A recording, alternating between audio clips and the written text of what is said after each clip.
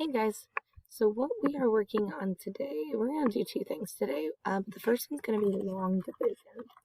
So long division is the most efficient method of dividing. It's what pretty much everybody uses when they're dividing because it just works and it's way easier than the other methods and it's less time consuming. So let me set up a problem for us. I'm going to do 3,668, and then we're going to divide that by 14, okay? So the 3,688 is my dividend. That's what we call this number, the number that we are kind of like the total that we're breaking up into groups. That's our dividend. It's that number we're starting with, right? I have 3,668 pencils and I'm bundling them into packages of 14. So 3,668 is our dividend, and that makes the 14 our divisor. And then the number that we're going to end up with in the end on the top, our answer is called the quotient. So let's work our way there. When I start by looking at my divisor, 14, and I start with the very left digit. So just the first one, I start with 3. And I have to ask myself the question, can I put 14 into 3? Well, no, I can't make a group of 14 pencils if I just have 3. So you can stick a 0 on top or you can put nothing at all there. It doesn't really matter. Sometimes it's helpful to put the 0 just to remember that like there was nothing there. And then we move on to the next digit. So now instead of looking at how many times does 14 go into just 3, I'm going to look at it as if it's 36. 14 will go into 36. Well, I don't know. So usually what I do at this step is I start making a list of multiples off to the side. So over here, I'm just going to make my multiples list. 14 times 1 is 14. 14 times 2 is 28. 14 times 3, so I'm just like skip counting by 14, right, would be 42. 14 times 4, add another one, that would be 56. The next one would be 70. And the next one would be 84. And you can go as many as you want.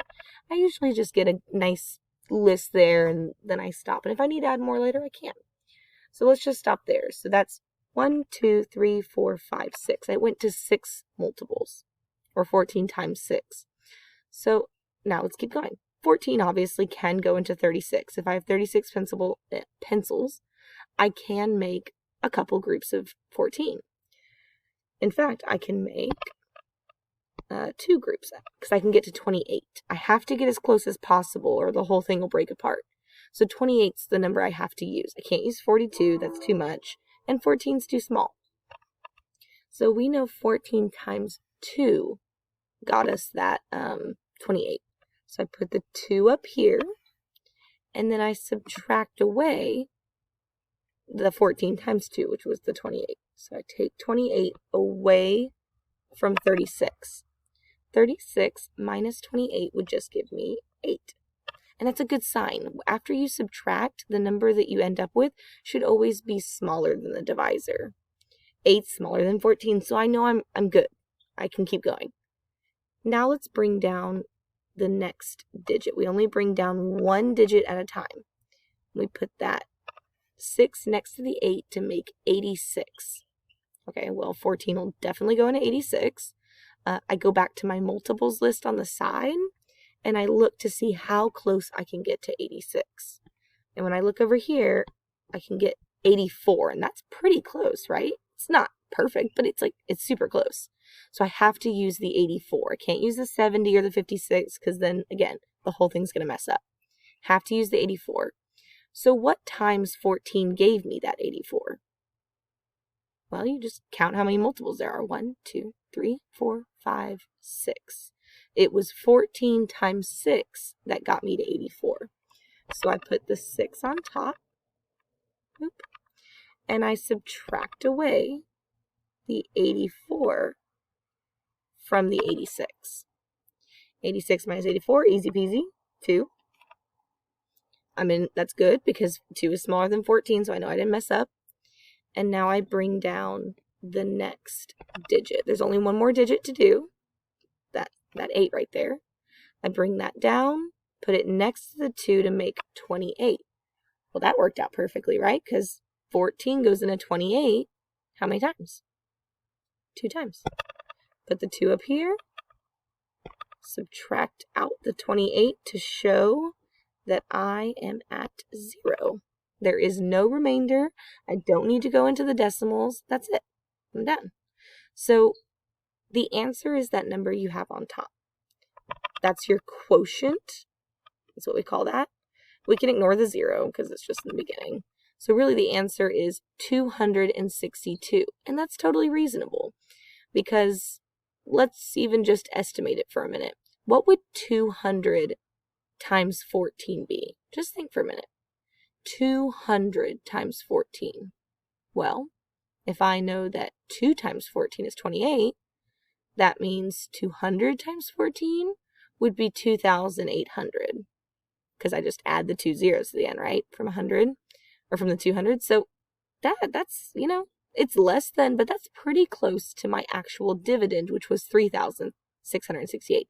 That's how I know that the answer I got was reasonable.